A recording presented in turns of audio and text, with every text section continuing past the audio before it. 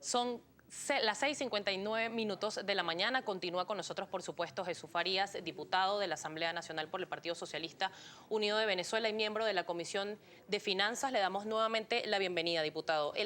Estamos ya en el año 2015, fue un año que fue planteado por el presidente de la República como el año del relanzamiento económico. Sin embargo, existe y es uno de los principales problemas, según las principales encuestadoras del país. El tema económico es el principal problema de los venezolanos. Hay un problema de escasez, se denuncia todavía desabastecimiento por parte del gobierno nacional, se asegura que hay una guerra económica, pero también a esto se le suma una sequía de divisas o una insuficiencia de divisas, dicho por el propio presidente de la Comisión de Finanzas, Ricardo Sanguino. ¿Cuál es el escenario real en este momento en el país?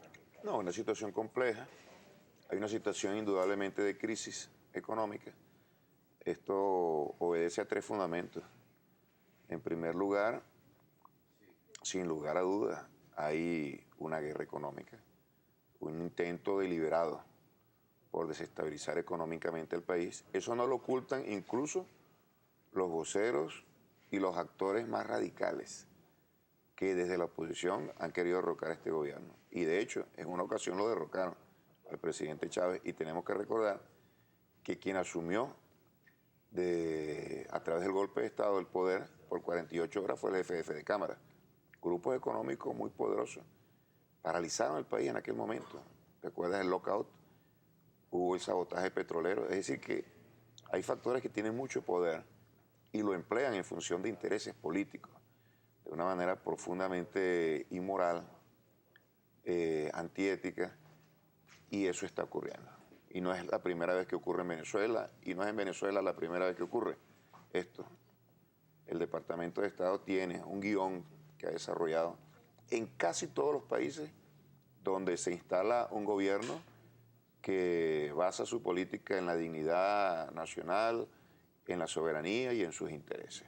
Ahora bien, si hay una guerra económica, ¿la está perdiendo entonces el gobierno? Yo diría que si la estuviera perdiendo ya nos hubieran derrocado, porque desde hace 2 años el propósito era generar un estallido social.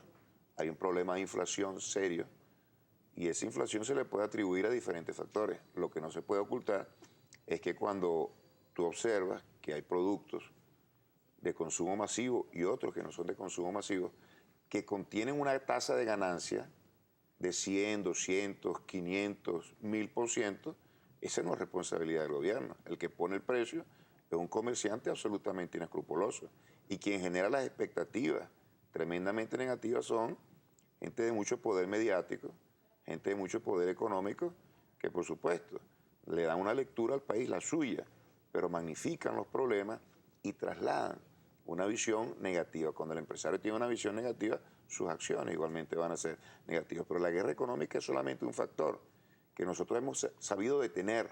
Ahora están las consecuencias del desabastecimiento. Por ejemplo, la guerra contra el ataque despiadado contra la moneda nacional. Hay una página muy conocida, que es Dollar Today. Bueno, eso ha llegado a niveles que superan cualquier tipo de irracionalidad. Claro, poner el dólar a ese precio. Precisamente ese aumento en el precio del dólar, para ese aumento en el precio del dólar y para evitar que el mal llamado paralelo subiera a los niveles que está en este momento, que ya pasa la barrera de los 400 bolívares por dólar, se creó lo que fue el llamado CIMADI, que era para pulverizar supuestamente el dólar paralelo. ¿Por qué no se ha logrado torcerle el brazo en este caso a Dollar Today y por qué no se ha logrado estabilizar el precio y pulverizar este mal llamado paralelo? Algunas personas consideran y algunos sectores aseguran que lo que está pulverizado precisamente es el salario de los venezolanos, es la calidad de vida de los venezolanos, tomando en cuenta este sube y baja del precio del dólar. ¿Por qué no se ha logrado controlar? Bueno, aquí vienen los otros 2 factores que componen el cuadro de crisis en la sociedad venezolana, pero antes de mencionártelo, yo no diría que se ha pulverizado el salario de los venezolanos. Mire, si aquí se hubiera pulverizado el salario de los venezolanos, si aquí estuviésemos en una situación de descomposición social como la que anuncian en su discurso los líderes de la oposición, yo no estoy negando los problemas que hay. Lo que estoy diciendo es que ese cuadro social alarmista, absolutamente irreal, tremendamente subjetivo, voluntarista, en función de derrocar a un gobierno, eso solamente existe en la cabeza de esa persona. Si eso fuese así, aquí hubiera un gran movimiento de protesta social en el país.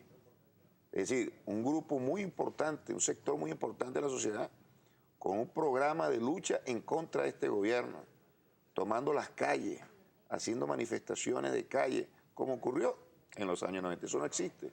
No es que no haya problema, sino que hay un conjunto de circunstancias que están golpeando al pueblo venezolano, pero también hay un conjunto de políticas muy significativas que le están dando respuesta al pueblo venezolano. El año pasado la inflación aumentó en un 67%.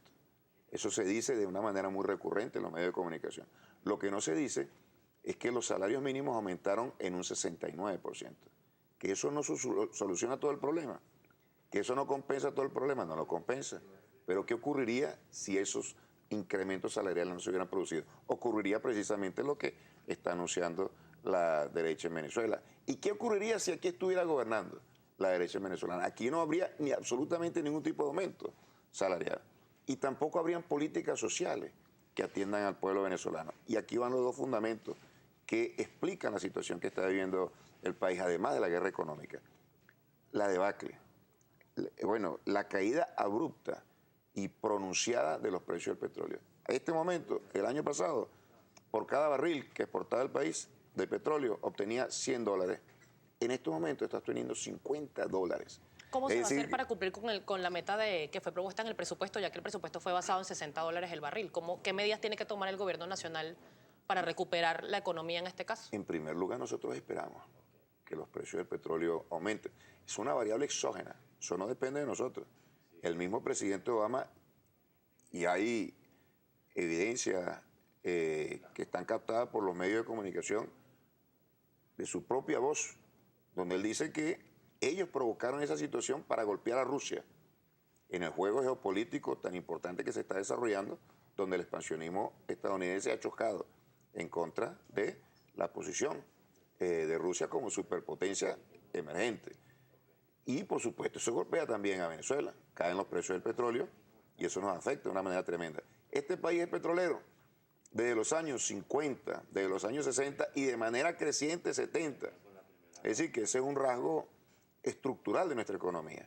Al ser una economía petrolera y bajar los precios del petróleo de esa manera tan dramática, por supuesto que eso nos afecta a nosotros. Y mira, hay que destacar eso. Aún con esa caída de los precios del petróleo, es como si a ti te redujeran el sueldo a la mitad. Por supuesto que muchos de los gastos que estás haciendo regularmente los tendrías que acomodar, los tendrías que arreglar, los tendrías que ajustar. Y aquí se han producido correctivos en los gastos, pero lo que no se ha producido es un cambio hacia el tema social. Aún con el dólar, aún con el petróleo a $50 el barril, por la mitad de lo que estuvo el año pasado, se mantienen las grandes políticas, las grandes líneas de acción social. Es otro elemento fundamental. No tenemos la misma capacidad para importar, y esta es una economía importadora desde los años 70 de manera creciente. No tenemos la misma capacidad para abordar los temas y los diferentes asuntos de la nación, pero esta nación se ha mantenido fundamentalmente en el tema social. Es la filosofía de un gobierno y la voluntad política. No es suficiente con decir las cosas que lo va a hacer, sino el compromiso que se deriva de una posición, de una visión, de un fundamento político a partir del cual tú haces las políticas. Ese es el segundo fundamento. Y el tercero, si me lo permite por lo menos mencionarlo, quizás tú tengas una pregunta. Tú decías, bueno, ¿por qué ha aumentado el precio del dólar?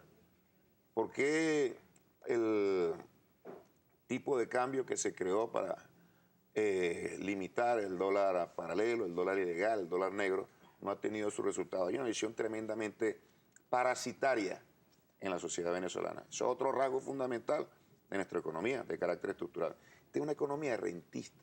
Porque no se ha corregido. No, esto es un problema estructural. Los problemas estructurales no se cambian en una década, son procesos históricos. A nosotros nos heredaron una economía realmente arruinada, incapaz de fomentar el desarrollo. La gran crisis de la Venezuela republicana se produjo en los años 90. Y al frente de esa crisis estuvo quien ahora hace en oposición desde la economía, así como también desde la política. Una economía rentista, una economía dependiente, una economía parasitaria, una economía sumamente atrasada. Eso implosionó en los años 90 y nosotros hemos, dentro de una revolución hay un proceso de transición de un modelo a otro. Y tú me podrás decir, ¿y por qué ese proceso de transición se ha alargado tanto?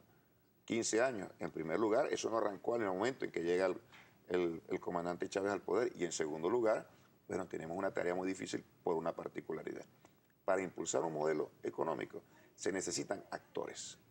Y resulta que los actores económicos que están llamados a ejercer la función de invertir, de impulsar el desarrollo, de diversificar la economía, son los mismos que postraron a nuestra economía en el atraso, en la dependencia, en la visión absolutamente parasitaria. Diputado, se habla muchísimo de dolarizar la economía. De eso vamos a hablar al regreso de esta pausa. Son muchos los pronunciamientos, inclusive el presidente de la Comisión de Finanzas, Ricardo Sanguino, aseguraba que había que establecer prioridades en materia del uso de los dólares en nuestro país.